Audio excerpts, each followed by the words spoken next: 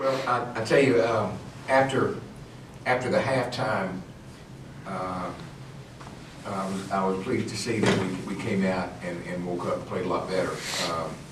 But we certainly weren't happy campers at halftime, and I let them know it and challenged our team.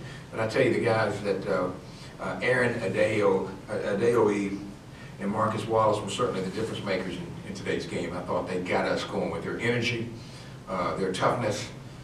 Marcus Wallace played the most minutes he's played all year long, 27 minutes, played very well.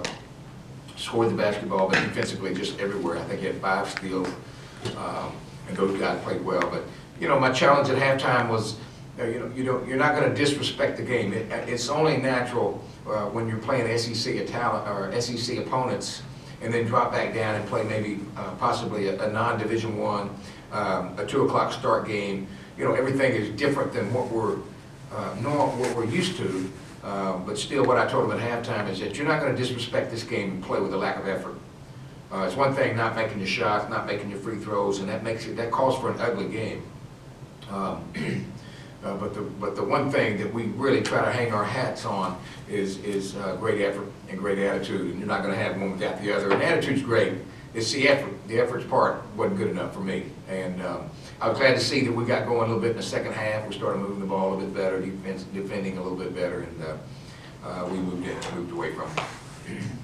Defensively, you know, the press seemed to be working for you more in the second half. Was that something you really wanted to? Well, we did. We wanted to force the tempo, and I think the press worked for us a little bit. We were able to be very aggressive and get some steals, and kind of made it difficult for them to maneuver a little bit. And I thought that was a good thing. And again, it went back to some good guard play. I thought Marcus Wallace, I thought Isaiah Jones, I thought those guys played really well in the second half, and just everywhere, just scrambling everywhere for loose balls, and that was a good thing. It was a good thing to see.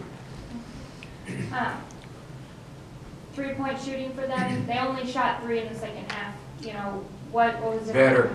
It was better in the second half, but still, that's a big sore spot with us, is defending the 3, and we got to do a better job. And it's something we discuss every day, something we work on every day, but we've got to do a better job of people shooting the 3, especially now coming up to OVC time. Now you're facing Belmont, one of the best 3-point shooting teams in the country. So we've got to do a better job, and I know that we can do it.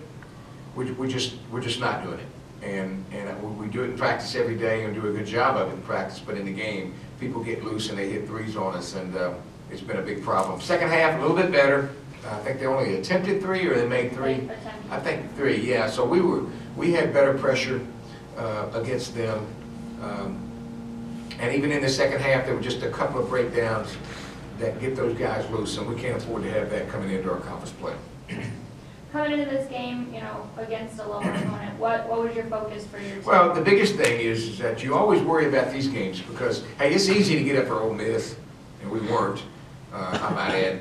But it's easy to get up for Arkansas. It's easy to get up for, you know, SIU Carbondale. You know, you don't really have to say a whole lot to your team. But games like these are the ones that you always worry about, and that's why that I particularly scheduled this game at this time, because I knew we were coming off 4 or 5 very, very tough games, and hopefully trying to get wins out of those was going to be a miracle. We got one, but having this game, I knew it played exactly the way I thought it would. We're sleepwalking. We're going through the motion. We don't respect them. We don't respect the opponent. We've played all these other teams and done well, and then all of a sudden we got a team that maybe is not at our level. And the point I try to tell them every day is that, man, you just cannot disrespect the game. You can't disrespect levels. You can't disrespect, man, there are good coaches at every level. There are good players at every level, and you better wake up and play. And if you don't, get out of the way, because I got a lot of young guys that want to play. And I feel like our young guys are going to be the future to this Red Hawk program. And I told them at halftime, and I challenged them, I said, you got 1 minute. You got 1 minute to show me you're going to play with some effort and some passion, the way we know how to play. You're not going to come out and just kind of flip the ball around and think you could just get by with just nonchalant play. And that's and I thought it was better. I mean, we came out and played. We came out and guarded a little bit better. And but Yeah, I feel good. We just get back to practice and get some practices in and get ready for our conference play. Okay. Going into conference play, how do you feel about this team and where it's at? Well, I feel like that, and only time will tell, but I do feel like that we're prepared. I feel like that we have had a brutal non-conference schedule, but I think it's going to pay dividends down the road.